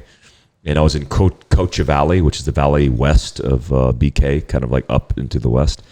And it was that big, dangerous valley where Bin Laden had spent a lot of time. And called a fire mission, and I was on top of a house with my team leader and my RTO. As I was calling the mission, they were supposed to, I can't remember, it was an elevation error. So they were gonna, I wanted loom, and they sent the loom into the hillside like 50 yards from us, like literally almost direct fired a loom round into our position. And it was supposed to, they fucked up the elevation because it was supposed to pop so it hits the ridge line next to us and explodes, and all the loom and shit. It's like an incendiary munition, like sets the woods on fire and shit. And we're like putting out the fire, and we're like, oh my God. But that whole region was either really hot or really cold. Yeah. And there was a story there, I don't know if you remember, I don't know if it was 10 Mountain. It was 82nd. They got overran. They got overran. Dude, they relieved us. Yeah. And we didn't have any problems, and they relieved us. And when there was no longer a footprint from the regiment there, they got fucking overran, dude. No shit. Isn't that nuts? Dude. Yeah. Dude, I had a similar story, and this is just fucking mortars guys making mistakes. You know, if you're in BK and you Did you ever go across that cable bridge? Yes. Where you're in that little bucket pulling yourself? Yeah, I got pictures of that. Yeah. So, dude, we went the whole fucking squad plus Konar River. Konar River. Yeah. And bro, like at the time, it's just like, dude, this is fun. Yeah. That was probably the most dangerous thing we've ever done in our military careers. That river, I lost a terp, my trip. I did a 9-month trip there. And we lost a terp that fell in the river and fucking gone. Never to be seen again. Never it's all found his murky body. and shit and fast moving. Fast moving. But we would go across the river and then go up to the top of that ridge line, like right on the border of Pakistan, and set in patrol bases. And then our mortars guys, they would just, kind of show of force stuff, but also training where they would do call for fire missions from the fire, or from BK actual, and just drop rounds along the ridgeline. Yeah. And so we're up there. Everybody fucking knows we're up there. And an illume round goes off right above our patrol base. Oh my God. And I hear on the radio, and it was that young captain that took over for the mortarmen. And he goes, target illuminated. I was God. Break. Fucking ceasefire. I was like, you just illuminated our patrol base. That illume round is literally directly above us. This is not a fucking target. And he goes, my bad. I'm like, dude, fuck, man. Yeah, That's very bad. radio traffic. Yeah. That's official. My Dude, bad. you want another thing that happened a couple times in BK is because, those ridge lines are fucking like super dramatic. And when we would have the resupply birds come in, the Apaches would come with them and it just circle Super above. sketchy. So the guys that are out on patrol, I had an Apache, and the memory of it was from here to the fridge. It was probably 500 yards away, but it's coming around, and my squad is on a patrol on the ridgeline, and it fucking turns, and it comes right up on us, and then it stops, and I'm like trying to get VS-17 panels out and shit. I was like, what the fuck, dude? And it stayed there for a minute, and then it dipped away, and I'm just like, fuck you, dude. I had when we were coming out of Kotya Valley for an op, our convoy was coming out with Land Rovers, because you couldn't use heavy GMVs. It had to be light skin or a chopped Land Rover. And so we had Toyota Hiluxes, Land Rovers, and when we were convoying out, I don't know how it happened, but we didn't have any more vehicles. And I ran my Afghans, commandos. And so we didn't have any rides, and the convoy was moving. So I jumped in what's called the recce cab, because I would have my guys who own taxi cabs that were paid. They would drive up and down the MSR, just doing surveillance. So I jumped in. I was all mooged out, like I looked like an Afghan, and I look like the guys from that area, Nuristan, which is near the border of China and Pakistan. So I jumped in the cab, a white Corolla, and we're following the convoy. The Apache is over the river at the ridge line level of the MSR, flying at the same level as the vehicles, providing security, because he's like, hey, show of force. Anybody fucks with the convoy, I'm going to light him up. And he turns his Apache towards our cab, because we're probably like 500 yards behind the convoy trying to catch up. And he's hovering. And with his guns he pointed doesn't know you're part of the convoy. He's thinking like probably from the CIA call or something that we're like a V-bid. Yeah. And so over the radio, I hear it on thing. He's like, hey, who's this white Corolla behind us? A rear gun truck. Can you see the white Corolla? So all their guns turn around on us. And I'm like, it's Glover. It's like me. What are you guys doing? Like, it's me. And I'm like fucking waving, but I look like from the Team America. Like, I'm like, because I got a shitty beard. Muhammad Jihad. I got like what are those, shamag on my fucking head and shit. I'm like, no, it's me. And they're like tracking me. And then he just kind of looks at me. You could see him in the helicopter looking at me. And he's like looking at me and he's saying some shit. And then he's like, man. And he follows. I'm like, oh my God. Well, fuck, bro. We talked about it. We talked about it over dinner, like the Tillman incident. And then I had an incident in Ramadi that was like, nothing happened, but it was close. And I could see how friendly fire incidents on a 360-degree battlefield with all these moving pieces, I think it's easier than people think, man. And then the other thing is half the people on the battlefield are 18-year-old children. Let's be honest, It's scary. And so it's like, it doesn't take much to go wrong before a situation just becomes fucking catastrophic. Yeah, I've been I don't know about you, Casey, but I've been on several rotations with friendly fire incidents, even friendly fire situations that were never talked about. And I told the story in 2006 when I was in Iraq with B-23 with the 3rd Group SIF. We lost a guy named Tung Nguyen, and Tung was like me and him were the only Asians in 3rd Group. He was Vietnamese, I was Korean, but he was an accomplished JSOC small arms champion, accomplished sniper. I think he was in the Marine Corps. Like, he just has a really everybody knew him and respected him. Unit guys, SIF guys, task force guys all knew who he was. Phenomenal shooter. On PDSS for that rotation, he killed like 3 dudes. Like, when he showed up for a right seat ride PDSS, like, he was just a good guy. And he threw a 9-banger into a courtyard on a task force hit, and the big army unloaded on him. And I remember the feeling. Everybody was frustrated, but when it came time for the command to investigate, at the end of the day, I think we didn't do anything, and that's appropriate in that circumstance, because the kid was on a screen, on a remote weapon screen, using a remote weapon system to shoot a 50 cal at what he thought was an ambush site. So the call likely came from the command: ambush, contact, 3 o'clock. 600 meters. He turns his gun and starts unloading on what he sees as flashes of light, which is coming from a 9-bang flashbang that goes off 9 times, illuminating flash in a courtyard. Yeah. So he sees that it's illuminating IR. I think he has IR and thermal capability in that screen, and then unloads, and Tung winds up taking a 50 cal round in the head. Even on the USASOC press release, it wasn't released as a friendly fire incident. Everybody knows. I'm not saying something that's like controversial. Everybody knew that it was. Dude, I want my podcast to be breaking news. Yeah, it could be breaking news. It could be. I thought you're gonna catch a bunch of more hate next week. I know.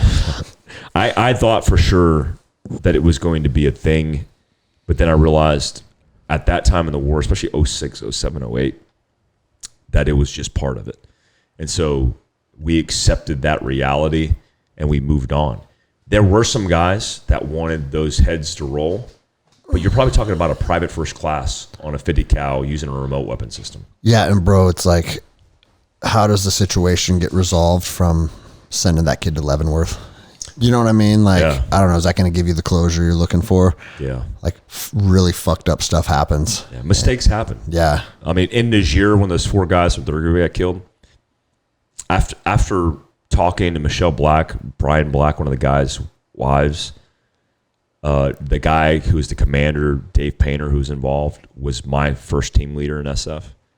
So I'm very close. It was Alpha Company. I was in Bravo Company and Charlie Company of that same battalion. After it's all said and done, I think it was just it was conflict. It was that's what war is. And politically, we wanted heads to roll. People lost their jobs. They lost their commands. At the end of the day, it was like, that's fucking war. That's Boko Haram in Africa. Yeah. Right? Dude, take a sip of water. Don't die on us, dude. No more water. I don't need you to die suddenly. Hey, that'd be news, bro. Yeah. You're not vaxxed, are you? It's that vax. Greg, you can't make fun of the vaccine on your podcast. Yeah. You know how I knew that we were going to be homies? More stuff that maybe people don't want to hear on the podcast. Like, when that dude fell out today and just thump and just smashed his head on the ground. Right. I don't remember which one of us said it first, but one of us was like, that's a vaccine injury. Right out the gate. And then he's like, fuck, that was the same thing I was thinking. Or it was vice versa. Yeah. Maybe you said it. And I was like, okay, we're cut from the same cloth. We're I'm cool looking now. around after the fact. I'm like, what's everybody going to do about this? Okay, let's go into action now. I thought it was a lawsuit. No, it's not. Bro, that's first thought. Yeah, he's okay, though. Yeah, Yeah, he made it home. It's He's good to 2 go. for 2 people falling on my range and smashing their face. Right out the gate, too. So I don't know if that's something that we should fucking. Well, he wasn't our fault. The first guy did trip, so he could be like, there was a route out there, but the world has roots. So It does. And I don't think there's a route. It was just his feet were moving faster than his brain Outran his wanted to. capability, He which did. happens out there. as you say, outrunning your headlights. He was outrunning his headline. Yeah. It was a rad day, though, man. The weather here, I think what's cool about your range setup, I don't know what it is. There's a couple things. One, thank you so much, Erica. A couple things. I'm used to ranges that are completely exposed, like we're in the desert of Afghanistan teaching on a flat range at 100 degrees. Texas fucking sucks to teach. I mean, that's why we went to indoor range at Gritter Sports, which is great. But here, you have, it looks like Fern Gully. I mean, it's surrounded by all these trees that mask. Last time it was sunny at one point, and it was shaded. And I was like, holy crap, this is nice. Yeah, last time you said, this is my favorite range. It is. He said it when we left the range. Dude, I was like, this is the best range ever. I'm used to coming off a range even after 5 hours of like feeling like brutalized. And it's coming off these ranges. I'm like, good people, good environment, great range, and not smoked out of my life. Yeah. And I mean, you don't live in this weather every single day, so it gets old because we basically get various shades of gray for 9 months. Ooh, God. Bro, Is the suicide rate high oh, it's here? the highest, bro. Oh, I believe it. Yeah, because it's like no one's getting their vitamin D, man. You know? Yeah. But the truth is, when Washington is nice, I don't think there's anywhere nicer on planet Earth. So for me, it's a trade-off. I love the springs and the summers here. But is that June, July, August? Yeah, June, July, and August is absolutely beautiful. But we get actually like probably 4 to 5 months that's decent. So it's not fucking terrible. But when it's bad, it's not even bad. It's this. It's just overcast and drizzle, you know, for months and months. And like, you know, you're not in this all the time. It's probably like, oh, it's kind of a nice break or whatever. But for those of us that live here, the shit gets fucking old, bro. Yeah. So it's like this every day? Oh, yeah. It can be like, I mean, who knows what's going to happen? The weather's crazy. We might get sun tomorrow. But it wouldn't, it's not uncommon for it to be like this for 60 days straight. Wow. Oh. Yeah. I don't know if I could do that. No wonder you're so grumpy. You can be grumpy. Yeah. No wonder I'm Yeah. such an ass. Dude, I thought we were best friends. We are I best know. friends. Now but you're calling me grumpy. You can be grumpy. Yeah. Oh, I get it though. But the jiu-jitsu, CrossFit, and that kind of stuff, is that a way of navigating some of this stuff? Like, I mean, positive endorphins, dopamine. 100%. You have to do that, I imagine. I don't care where I lived. If I didn't have jiu-jitsu, I would probably kill myself. Yeah. And bro, I'm not even saying that necessarily pejoratively because I've had bouts of depression and went through some fucking tough times before. And I mean, you know how it is. Like, you go get a good workout and you hang out with good people and immediately you feel better. Yeah. And it got to the point where like I went through, you know, there's just a bunch of stresses compounding. Me and the wife we're in a bad way. We weren't making enough money, so we were going in debt. Like all these little things compounding. And Jenny would be like, please make sure you go to jiu-jitsu tonight before you come home, because a different person comes home. Because it allows you for that hour or 90 minutes to really fucking take your mind off of all the stressors in your life while simultaneously actually like purging a lot of this energy out just by a hard workout. Yeah. And I mean, I'm sure you've heard it a million times, jiu-jitsu saved my life. People say that all the time. And it's not just some stupid bumper sticker. It's legit, man. Yeah. And I see it in my gym. Dude, I get people that pull me aside on a nightly basis that are just like, I can't believe I didn't have how did I survive without this place?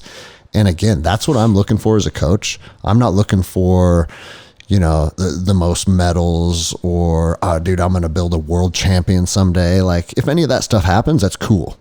But what the real win is seeing that you're making people live on like a higher vibration, you know? Yeah, when we grew up, and I make this analogy of analog. We grew up in analog, and I took taekwondo, ninjutsu, karate, shit, everything, wrestling, football, and we didn't come home until the sun went down. And now kids leave, they come home, and they hit a screen, and they're in the Instagram, they're on social, they're playing video games, and they don't see a lot of those challenges, and it's making them soft. It's making them weak. And bro, we're not that old. Yeah, you know what I'm saying? Like, I know. To be 40 years old and already see a generation that is completely incapable. And it's, you know, there's a part of me that wonders, like, does every generation look back on the new generation and say, look at those pussies. Back when I was your age, I was storming the beaches of Normandy, you know? But but it's also science now. Testosterone is down by 40%. Yeah. So It's the environment that they're manufacturing for society, though. yeah, You know what I mean? no, That's no. what that's, Dude, fuck that's yeah. the Let's And put they're on re- our. and Let's they're put reaping on the our. benefits. I want to put on our tinfoil hats because that's what I'm saying. Yeah, on one, because I was reading about this and it's like I was like, why is testosterone low? Let's see what Google has to say. And even what Google says is kind of congruent with how we feel. It said it's due to obesity, lack of activity, and poor diet, and microtoxins in the foods, in the water, in the salt, in the toothpaste, and everything. They think it's like this conglomerate of reasons of why people's fucking testosterone is half of what it was when we were their age 20 years ago. And is it just by fucking incompetence or is it by design? I wonder why that's happening. When people are fucking weak, guess what they are? They're compliant. And you don't want a defiant population, you know? Like, this fucking country was founded and created on defiance. Like, fuck the king. You know what I mean? Just saying that feels good.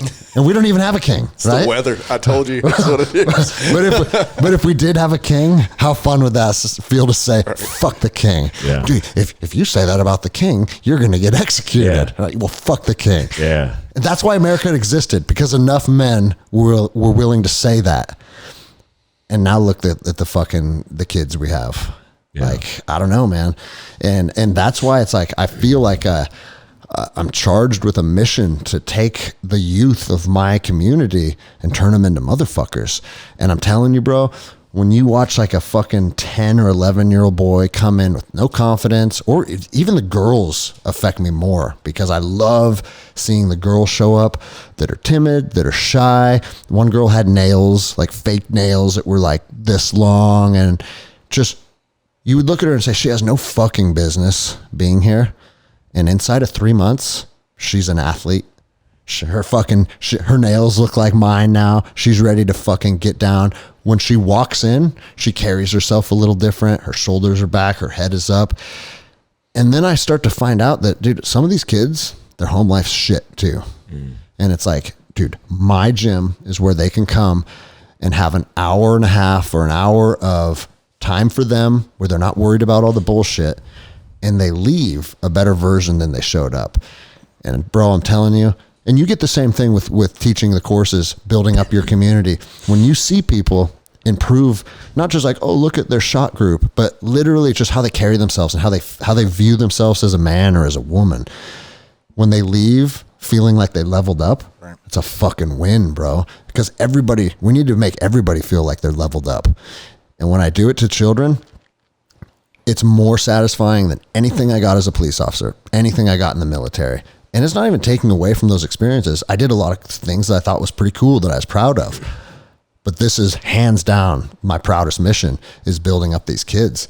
And it's, I think more people need to start putting stock in this, because there are still kids out there that are looking for guidance, that want to become a better version of themselves and want to get pulled out of all the bullshit and be little boys and fight each other and become tough, you know?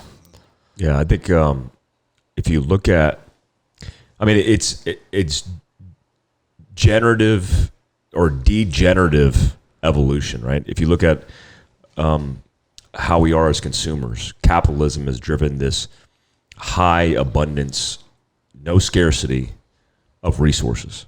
And so what happens is, if you look at the testosterone is a perfect example of this. Why do you need the testosterone? If everything you do is outsourced, all the chemistry that you're benefiting from comes from a synthetic screen, then why do you need it? And I was talking to Casey about this. Porn's a great example. Yeah. If a young man is masturbating to Pornhub and feels accomplished because all the women he had access to takes away the incentive for him to take care of himself to attract the female, then what incentives does he have in life when he feels chemically already accomplished? Right. And it's a double-edged sword, because chemically he feels accomplished, but mentally he knows he's weak. Yeah. So now we're raising these men who are degenerating in this de-evolution of our society for the sake of building an abundance of resources in the name of optimization. And we're not optimized for anything. We're living a gluttonous lifestyle. Yeah. And people who need worldly perspective, I love when people are like, our country's so screwed up. It's like, at the same breath that you're saying our country's screwed up, you're literally reading a headline from Iran where protesters are being hung publicly, and that's not even an issue for you because you're worried about your first world problem because your internet went down, or an app went down for a period of time, and that was life destroying.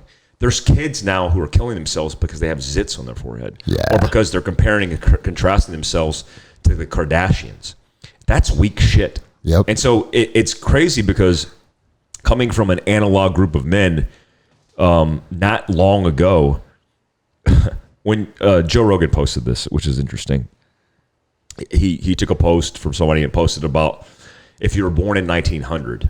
Oh yeah, I saw your life this. was All like. the shit that they went through. So if you're born in 1900 and you grew up in the early 1900s, the 1920s, you went through a Great Depression. You also went through a pandemic. As you progressed and got of age, at 41, you started World War II. And if you were lucky enough, because you weren't drafted, because hundreds of thousands of Americans were killed in World War II, then you got to 1945, where 5 years later, we went to war with Korea, the Forgotten War, where 60,000 Americans died. If you're lucky to get through that, at the tail end of your age, your children or likely your grandchildren were involved in a conflict from 1968 to 1975, even though the Vietnam War began in the 50s. But 1968 to 1975. And then if you got through that, when we look at 70-year-olds as kids who grew up in the 70s and 80s, we looked at them and went, yeah, what do they know about our home life? It's like, holy fuck, dude. You have no fucking clue. We went through Grenada, we went to Panama, Desert Storm, the GWAT, but all that where we go, oh man, Iraq War, we're tired of losing soldiers. And in the same time period, there's more people killed in Chicago in the inner city of the neighborhood of Austin in Chicago than there was in the whole, Iraq War. Yeah, isn't that fucking and you're nuts, like, dude? what the fuck are we even talking about? We don't even know what we have. It so good, so comfortable. Dude, you remember, like, I was just talking about this on another podcast, and it jogged my memory because when we turned 13 or 14 and you got that fucking boost of testosterone, do you remember how fucking psychotic you were? Fucking batshit. Like, bro, I remember this like fucking yesterday, 13, 14 years old. And dude, no one had cell phones or anything. So like a girl on the bus would be like, this girl lived like 3 miles away. And she's like, you should come to my house tonight. Roger this, And I would fucking open my window. I lived Break the fuck out. And my bedroom was on the second story. And I did a PLF before I knew what a PLF was. We all know there's no such thing as a PLF anyways. Yeah. Just eat shit. Yeah. And I would walk or jog or ride my bike all the way to this girl's house and then like fucking meet her outside at the time we talked about. And I'm thinking like, I'm definitely getting laid tonight, Nothing would ever happen. Yeah. But anytime she said to come over, in my head, there's this 1% chance that You're taking risks. I'm going to get to touch this girl's pussy. I'm fucking in, bro. Yeah. And I don't think like that's not the mentality of the fucking young men anymore, hell no. dude. Like you go to Starbucks and like, I'm not even saying this with like negative connotations trying to make people feel bad. All the men are like sickly looking. Their arms from their wrist to their shoulders, like the same circumference, and they have bags under their eyes. And there's a fucking problem. They're built for lattes. They're built for making lattes. Let's back it up to Can I talk pee? about. Can I pee? You can do whatever the fuck you want. Talk bro. to Casey. Yeah. Well, okay. I mean, let's talk about the scenario you were just referencing, the 13-year-olds and whatnot. We've lost the ability to communicate. Like, people don't talk anymore. Kids can't even talk to each other. Yeah. You know what I mean? It's because we're locked into those screens and like by design, like we discussed with our tinfoil hats. But that's what they want. They want to separate us. And like by Mike building community, you building community, us building communities, like we're going against that narrative and going against what's considered the norm now. And we're giving that to consumers, but we're not just providing a product, we're building a community. And that's what's counterintuitive to the narrative. And that's why Mike's a terrorist, and Bro, I can't fly anymore probably now. I This think- doesn't go out before I fly out, right? Yeah, exactly. Yeah. You're going to go fly home tomorrow, nice. and they're going to say, "Were you a guest on the Endless Endeavor podcast?" Don't know him. What are you talking about? Actually, I've heard about that guy, and I hate that guy. He's we grumpy. should go after him. Get him. Yeah, bro. I think the screens are going to, and bro, I'm as fucking guilty as anybody, and I hate it. And you'll check your screen time. And it's like, your phone was open for 5 hours today. And it's like, what the fuck, dude? But I think where we're going to see some mass, and maybe that's another tier and why the testosterone is dropping. But fucking just like you said, we were outside until the sun went down. Riding our bikes, riding our skateboards, fucking getting in stupid fights with the neighbor kids, and none of that shit happens anymore. That's true. None of it, dude. But it's not just the kids, man. There's plenty of people. We grew up, our circles of people did things like we did. So it's like most of your friends that are 40 are still in shape, are still fucking conduct themselves like men. Most of the men that are our age have fucking bellies out to here, and they haven't PT'd in the last 25 years, and they just carry themselves with fucking weakness, man. Dude, I have to tell you this, and I already told the story on the podcast before, but it's a good one, because one of my neighbors is exactly that man. A 40-year-old man with a gut out to here that waddles his dog down the street, right? And you seen my miniature Jack Russell. Yeah. The thing weighs 9 pounds. Yeah. Right? My 7-year-old daughter was walking this dog. Ooh, I remember this. Yeah. Oh, you already heard this? I love it. It's great though. Please Okay. tell. Casey hasn't heard Wait, this. I'm on pins and needles. Yeah, this is great. She's walking her 9-pound dog to the park, and this 40-year-old man with a big fat gut had his dog running around the park off leash, right? And I don't care if it's on leash or off leash. Do you? You do you. Yeah, I'm not Yeah. fucking, I don't care. I don't even care if your dog bites my dog. They're doing dog shit, right? Yeah. Whatever. But my dog barked at his dog.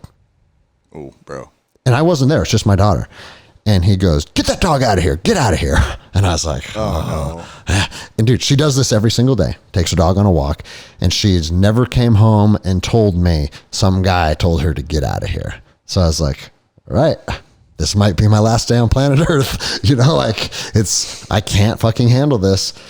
Go down there. And I asked Logan, I said, "What's he look like?" She goes, "Big fat guy in a blue shirt. He's balding, and he has a little brown and white dog." Roger that. Perfect description. I walk up there. It took me fucking 3 minutes to get there. That fucking guy is standing right there, matched to a T, right? And I walk up to him. I go, "Hey, bro, what's going on?" "Oh, hey."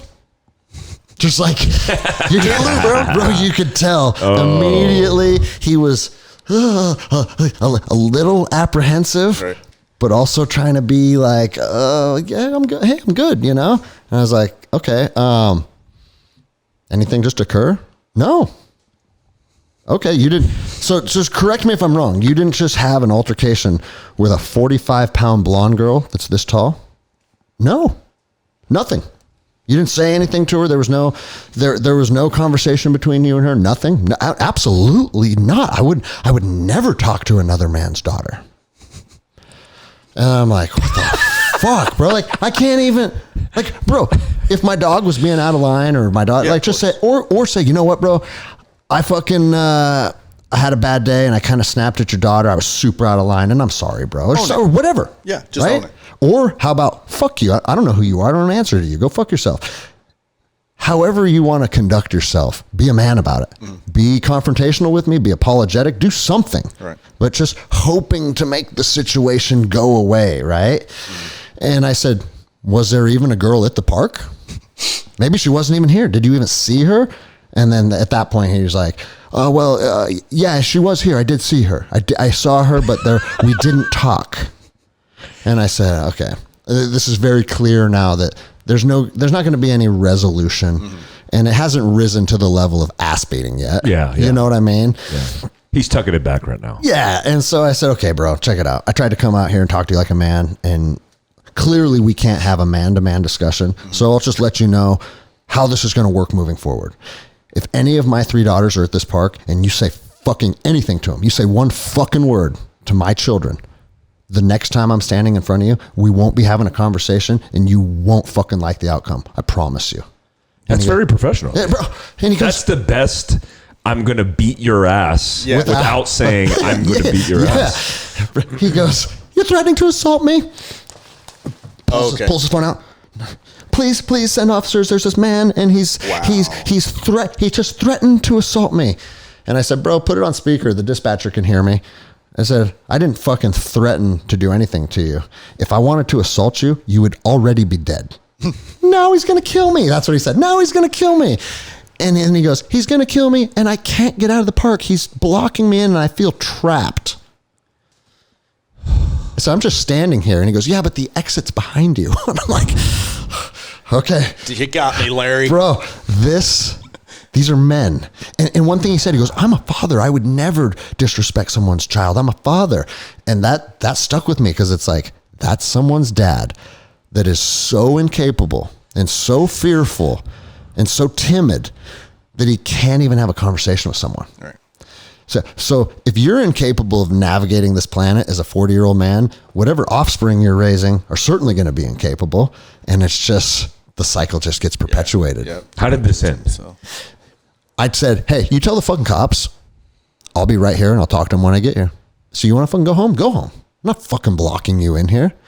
And he walks like 50 meters away towards his house and turns around and chipped a couple times, right? Literally 50 meters away. He's like, I don't even remember what he said, but tried to get like, probably just to save his own dignity. And I was like, yeah, I told that guy to fuck off or something like right at the end. You know what I mean? You should have started pretending like you were running towards him. I should have, bro. Make him try and... He shits himself. Bro, like... I could have been on him in fucking 2 seconds, like a fucking jaguar. You know what I mean? How funny would that have been? Sprint at him, and he tries to start running away and falls or something. And your luck, he has a heart attack, dies, manslaughter. No. So, bro, I wait there for the cops. Cops show up. I was a cop for 10 years. Right. I know how to talk to cops. Start talking to the guy. He's cool. And he goes, bro, if anything like this happens again, you call us and I will be knocking on his door first. This is fucking bullshit. And I prefaced it with, as soon as the cop came up, I was like, bro, you already got the call log. You already saw what transpired when it came across your laptop. And I said, first of all, I want to apologize because I was a cop for 10 years and bullshit calls like this are literally a waste of your time. Mm-hmm. But this is what happened. And then he's like, you're the cop from the video. Oh, he recognized you? Yeah, he put it all together, right? That's awesome. And then he's like, hey, man, our department is actually, our chief is super conservative. If I put in a good word for you, he goes, I'm the senior patrol officer. I've been on the department 22 years. I think I could get you hired. I'll put in a good word. So Jenny's expecting to get a phone call that her husband's in jail. Yeah. Right. And then I walk through the front door. She's like, what happened? I was like, I was just offered a job at the local department. That's so rad, man. But I mean, is he your neighbor? He lives, okay, you know how the houses on my block are in a circle? Yeah, the cul-de-sac Yeah, the cul-de-sac. He lives somewhere in there. Ooh, and I'm not sure gross. which one. But it's... I couldn't deal with that. And it's like, dude, it's irritating, or I should say it's funny to talk about because it's a stupid story and he's a fucking fat idiot. But at the same time, bro, it's really sad to think, like... That's our society. The majority of the men in our country, dude. Right, but that's the guy that's buying into all this horse crap and on his phone and minding the narrative and being triple compliant. vaxxed and masked in his car. But on the other side of the coin, let's look at the officer that showed up. That officer's out there. He understands the situation. He's a real man. You know, that's the populace that we cater to. Yeah, like that's for sure. You know, that's what we're trying to build and perpetuate. It's like, hey, man, you can take that same guy that couldn't even tell you the truth, be like, hey, man, check this out. Yeah. I get it. You messed up. We had an altercation. Why don't you come down to the gym? Or why don't you show up to a Fieldcraft class? Just, you know what I mean? Like, I think that there's a part of me that just wants to be able to slap people. I know, but see, it's the weather here. If you got a little more sunshine, you know what I mean? Yeah. No, but seriously, I would have slapped that. Right, but that's the thing, though. You know, that's why we exist. Yeah. That's true. That's why we exist, and if we can reach more people in that manner and be like, hey, it's not scary. We're not toxic masculine dudes. We want to help build our communities. We want to like cancel culture, the cancel culture. You know, we want to get this narrative out of here and like let's start living our lives as we were designed to as a community. You know. But my question is like, and maybe like, this is our reality. This is the current time and space that we're occupying, right? So when we look back on history, and like before we started recording, I was talking about that documentary about the Ottoman Empire. And when the Ottoman Sultan waged war against Vlad the Impaler, they had a battle that lasted 12 hours where 24,000 people died. And it's like, man, men used to be hard. Yeah. Right? Or is that just my perception of history? And back then there was a bunch of weak fucking pussies too, and you just don't hear about them in the stories. No. You know what I mean? Yeah. Yeah, that's insightful though, because no one will know your name. Yeah, exactly. You know what I mean? Yeah. Well, if you just look at, I love old Western history, and I love pioneering history. If you look at even, you know, we have this program called the 1862. It's 62. It's a program for a 12-week program. Because we have an idea, like if we teach preparedness, the academics of it, it's not a, people always want, hey, can I get the 10-minute version of that? There's no fucking 10-minute version, man. It's academics. That's like asking me, I want to fly a plane, but I don't have to do ground week. That you have to do fucking ground week. That's part of it.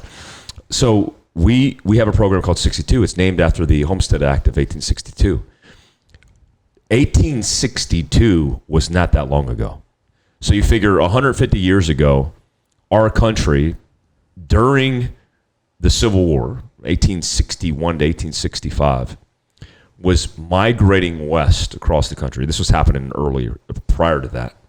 But we were establishing locations on the plains west of the Mississippi that nobody wanted to go to. We had the Mormon Trail. We had the Oregon Trail. We had the California Pass and the California Trail. We had all these places going into the West because it was so unexplored. And we're at war, where the Mexicans and Native Americans were at war. We're basically, not victims, but we were basically throwing these people out west so they could literally occupy land knowing that some of them were going to get slaughtered. The Army was tasked post-Civil War to go out and handle business. All the conflict aside, surviving was just life. We didn't have climate-controlled environments. 93% of Americans spend their time. 93% of Americans' time is spent indoors. 93%. Yeah, that's terrible. That's a gross statistic. We live on an average in climate-controlled environments at 72 degrees. When do we ever feel discomfort? Taking a cold shower and cracking your butthole open is meant to build resilience and adversity for 30 seconds at a time. I like Do you see how cracking he the did butthole. that? I like cracking the butthole. I do it all the time. I do it every morning. It's like 30 seconds, I knew it crack was the coming. butthole. It's great. Should we do some cold water therapy tomorrow morning, bright and early in your river? Cracking the butthole. Yeah, Erica's all about it. She wants to do it. I Yeah. think the river's too fast. I think Yeah, you might get swept away. You might die, but Oh, I it's did see for it. Yeah, it kind of adversity. swirls around. A little fucking pool guys back are there. But the point is, we are, you know, as the book states, we are in a comfort crisis. We have no scarcity, all abundance. You know, the feast and famine. We're feasting. Yeah. Hardcore. 60% of this country is obese, and And bro, it's going to be 80 soon. it's going to be. It's, In the it next should- they said in the next 2 decades, it's doing that. if shit doesn't change, 80%. But what I don't fucking get is like, dude, nobody in this room is anything special. You know what I mean? No. Like I love that Andy Stumpf always says it. I'm average at best. Yeah. Right. And sure. And I think most men that have walked our paths feel that about themselves. Yeah. But it's just like tonight. Like, hey, do you want a creme brulee? No, I'm eating clean this month. Yeah. Like, well, you got to judge. I'm right here. well, bro, because you're not eating clean this month. But I'm assuming you're probably eating clean next month. I do. I had my clean month last week. No, but the truth is, like, in order to just live this life, you have to show a little bit of discipline, and it doesn't have to be massive amounts of discipline. Just let's not eat bullshit food for a couple months. Let's eat some real food. And most people aren't willing to do that. Yes. It doesn't make any fucking sense, bro. Yeah. Well, it's crazy when you hear people like Goggins. We talk about Goggins. Goggins is just telling the truth of what we used to do when we were growing up as kids.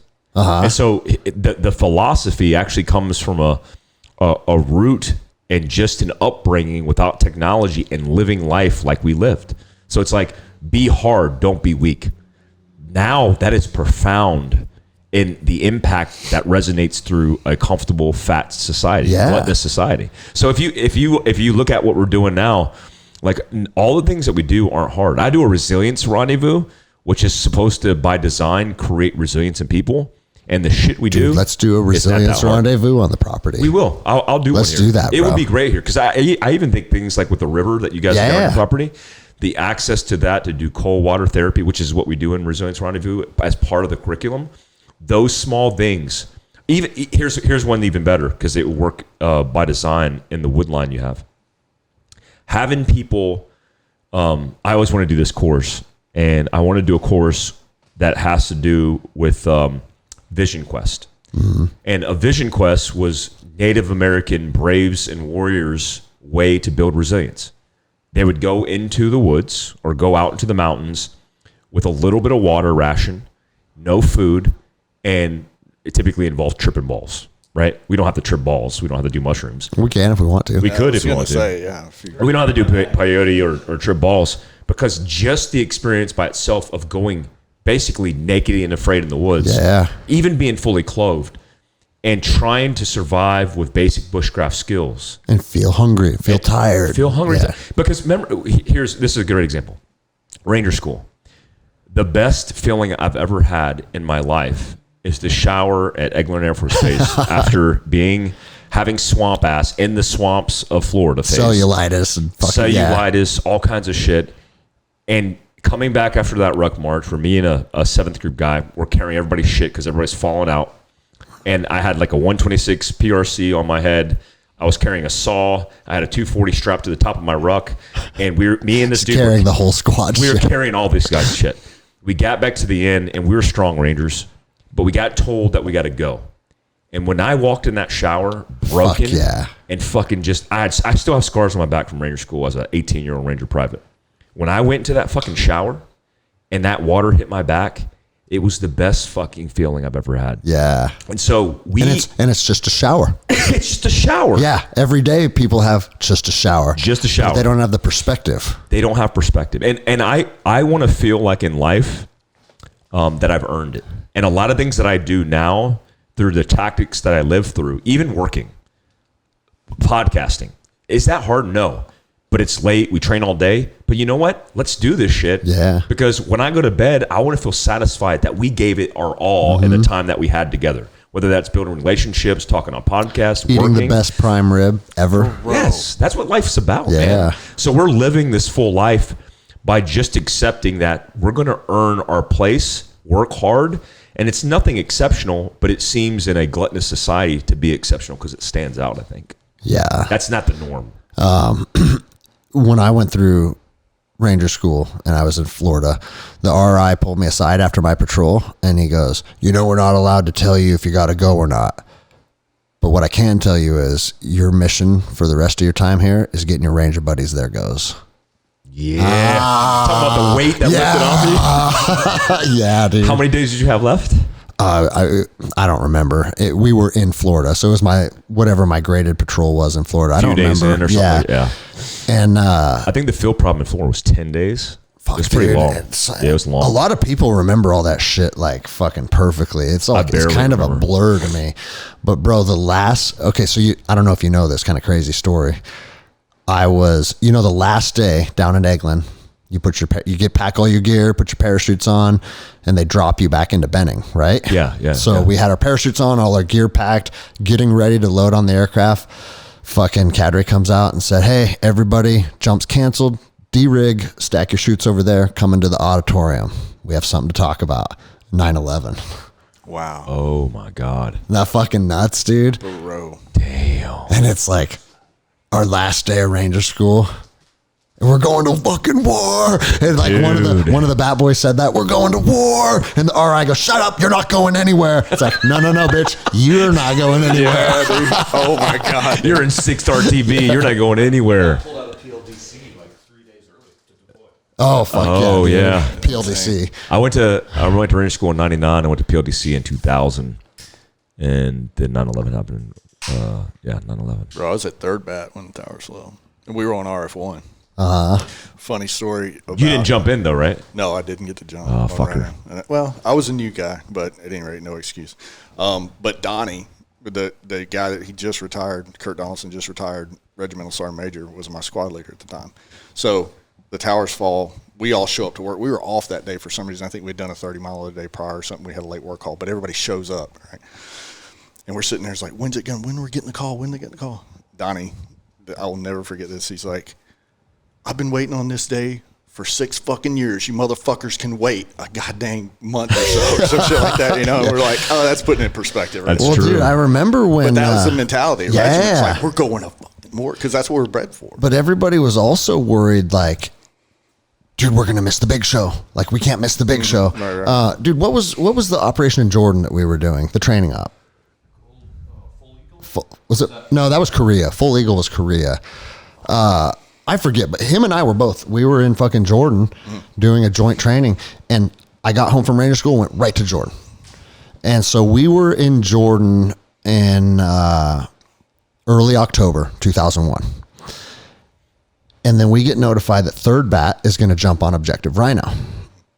And they're like, well, 2nd Battalion has a company in Jordan. We're going to attach them to the mission. Right. Yeah, like, dude, we're getting our fucking mustard stains. We're going to be in the invasion of Afghanistan. Yeah. Like, in Objective Rhino they killed one dude, and I guess Yeah, in the tower. every single person that went by put a couple rounds in him just to be like, I shot someone, you know, and good on him. I would have done it too. Yeah. I'm not judging. I'm actually just jealous. And like we ended up getting cut. They're like, actually, we decided we don't need the 2nd Battalion attachments. And it's like, why are you fucking with our emotions like that? Oh my So we God. sat on an airfield in Amman, Jordan, listening, and it was October 19th, 2001. It was my 21st birthday. Wow. And I was like, dude, we should be fucking jumping into Afghanistan, you Wow. know? And then they never sent us in. We redeployed back home. And what was it, a year before we ended up getting to Afghanistan, or 9 months or something? Yeah, 1st Bat ripped in behind us. Yeah. And then you guys came. I think. Wow.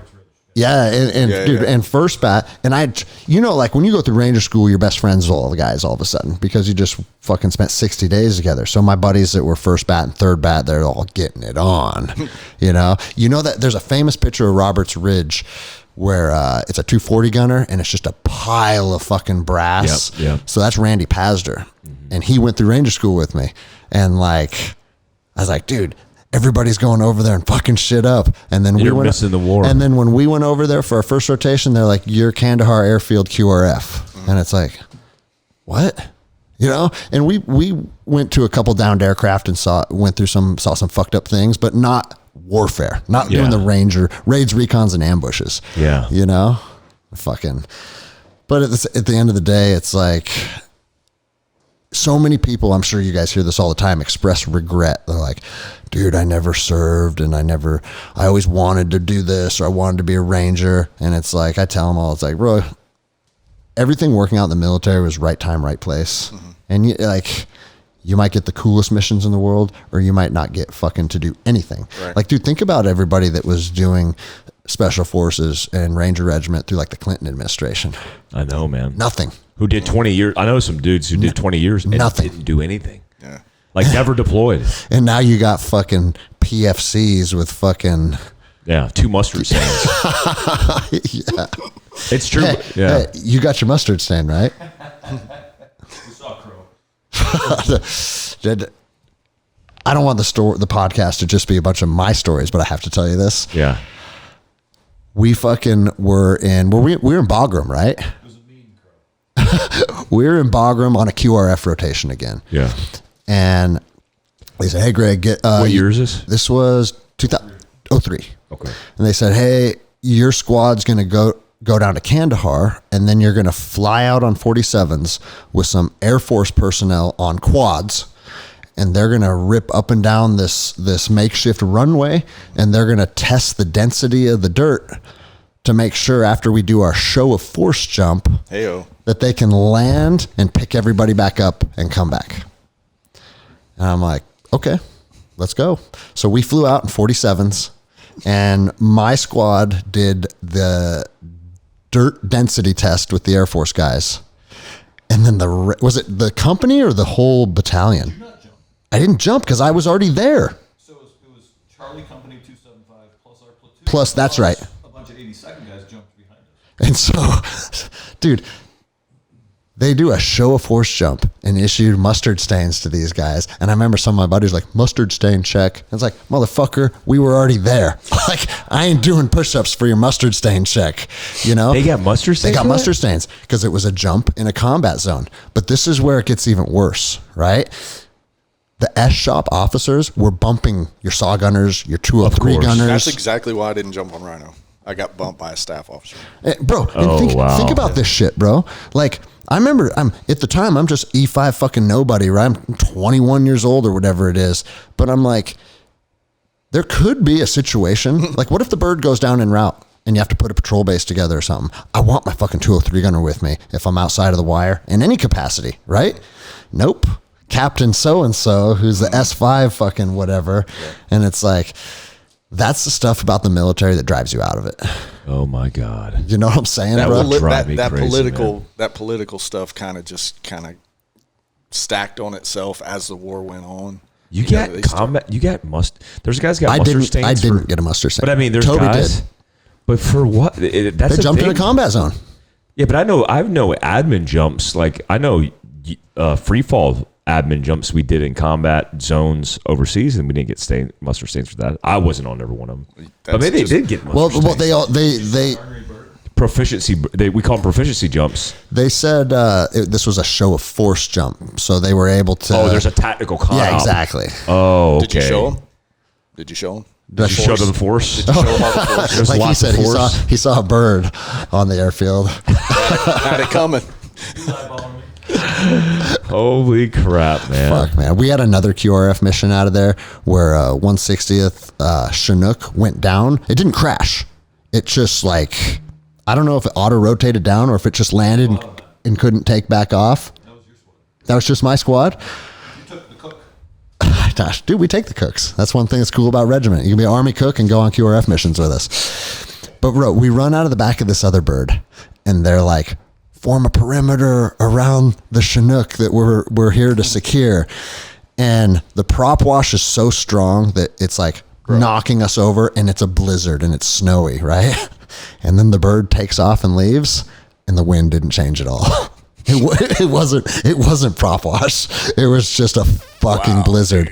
And they had us out there, and we're out in the middle of nowhere, and you can't see 10 feet in front of your face. Holy crap. You're putting in a fucking patrol base in a circle around a downed helicopter. Yeah, it's dude. like, I would have been in the helicopter. well, bro, we started rotating dudes into it, and then all the pilots and the crew chiefs have these like parkas with fur and shit. They're living life in there.